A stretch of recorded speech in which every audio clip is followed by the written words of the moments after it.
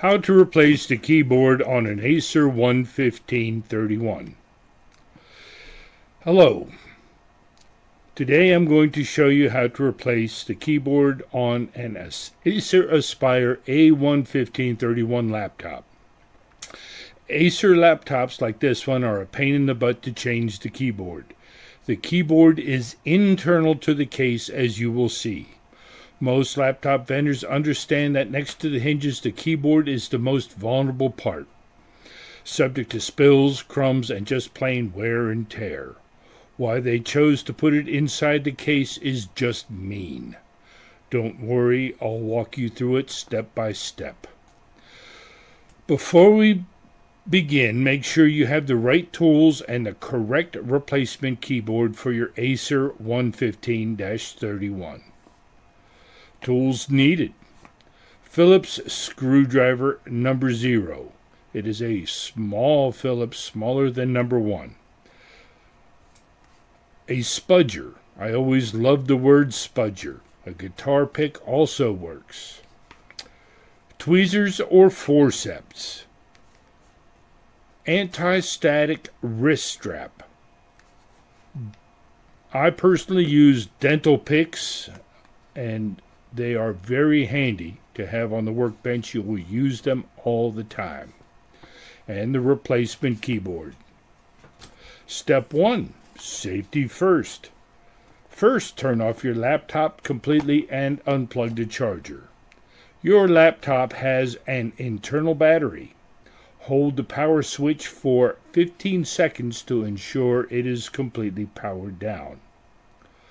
To prevent static damage, work on a non-metallic surface and wear an anti-static wrist strap if you have one. Always use the static wrist strap. Step 2. Remove the bottom cover. Flip the laptop over and remove all the visible screws on the back panel using a Phillips screwdriver. Once all the screws are out, use a plastic pry tool, spudger, to carefully separate the bottom cover from the laptop. Start at one corner and gently work your way around. Be patient, there are small clips holding it in place. This is where the spudger comes into play. The goal is to keep from marring or camming the plastic. More often than not, you will find some screw holes that are empty. They just disappear. I suggest you pick up an assortment of laptop screws to keep on hand, especially if you intend to pursue this kind of work regularly. Once loose, lift the bottom cover off and set it aside. Step 3. Remove the battery and internal components.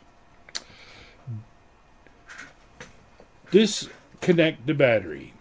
Inside, you'll see the battery. It's secured with 2 screws and a small connector. Remove the screws holding the battery in place. Gently unplug the connector from the motherboard and lift the battery out. Remove the Wi-Fi board. Next, locate the Wi-Fi card. You'll see an antenna wire connected to it. In this case, I would recommend just removing the Wi-Fi card. Very similar to an M.2 connector. The leads are long enough so it can be positioned out of harm's way. Remove the screw securing the Wi-Fi card and then simply slide out at an angle. Remove the USB board. Find the USB board. This is on the edge, held in by 2 screws. This is a small separate circuit board connected to the motherboard via a ribbon cable. Gently lift the locking tab on the ribbon cable connector and slide it out from the motherboard. Unscrew the USB board and set it aside. Now we need to remove the motherboard and access the keyboard. First, disconnect all visible ribbon cables and the CMOS battery. These components connect the keyboard, the touchpad, and the display. Lift the locking tabs and slide the cables out carefully. Now remove the screws securing the motherboard. Take note of where each screw goes, as some may be different lengths. On this particular laptop, the screws that actually hold the system board down are all the same length, so the length is not that critical. Set it in a safe place, preferably in a static bag. Remove the old keyboard. Now here is where things get a bit tricky. The keyboard is under the metal plate.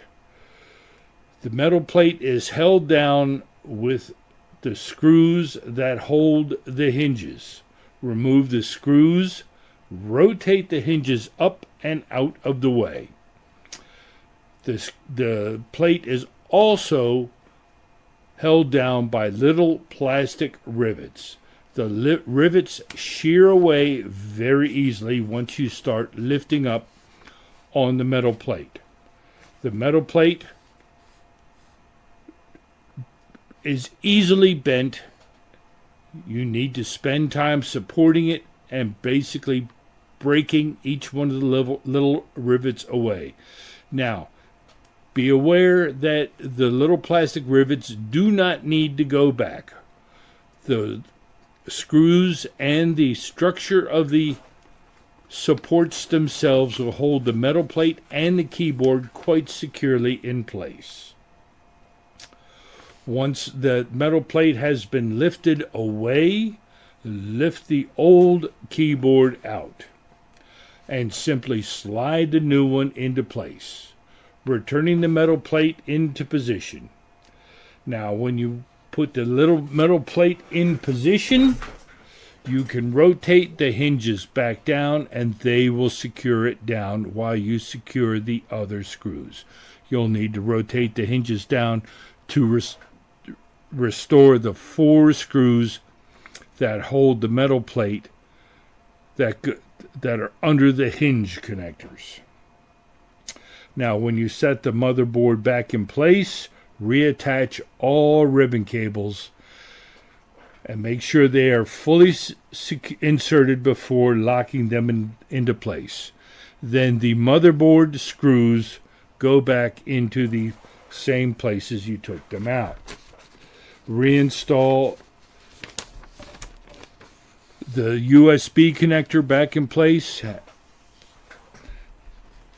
which is pretty obvious.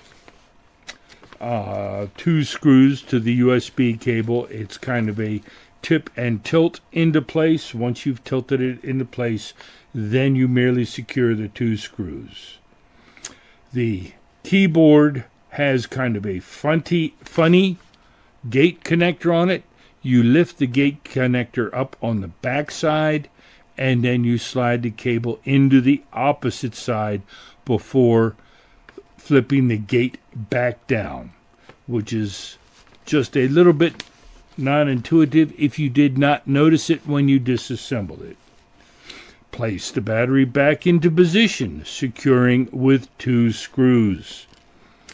Reconnect the battery connector to the system board. Now, I would test, before I actually re-secured the bottom cover, I would test the laptop by plugging it in and gently flipping it back over, logging in, typing to ensure that the keyboard and all connectors are firmly attached. Don't forget the CMOS battery. The CMOS battery can be disconnected and left in the case, or you can lift the battery out of the case, as I did, re-securing it with a replacement piece of double-sided sticky tape. Very inexpensive, always handy on the workbench. Now, when you put the cover back on, gently place the cover in place, gently pushing down on the cover, clicking it into place. Then replacing the screws, remembering the ones by the hinges are larger screws.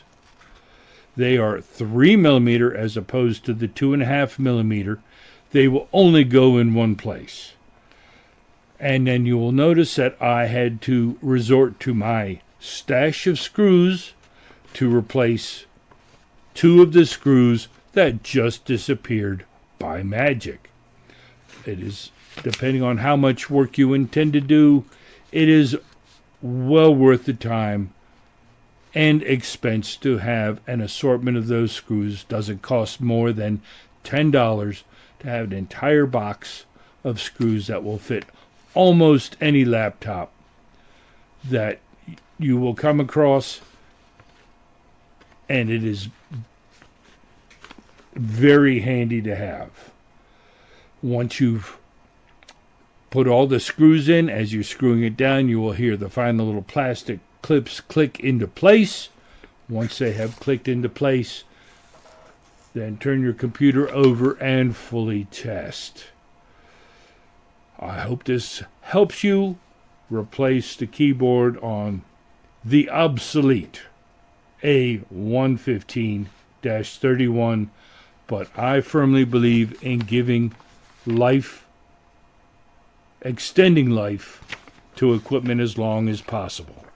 This computer will probably find its way into a charity or someone who can make use of it. This is my, just for your information, this is my first YouTube video going up as content.